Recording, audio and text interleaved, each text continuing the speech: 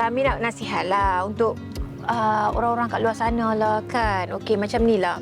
Antara mak mertua dengan menantu, dia kena buang ego, sama-sama buang ego Mak mertua pula jangan anggap aku lebih tua, kau kena datang menghadap aku, kau kena dengar cakap aku. Tak payahlah cuit-cuit.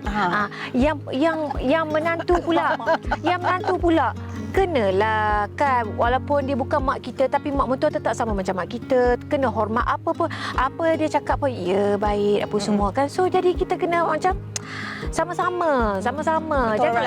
Janganlah benda tu seorang je berjalan, seorang lagi macam queen. Tak boleh lah. Bila sama-sama tu insya-Allah hubungan tu akan jadi lagi mesra, lagi baik.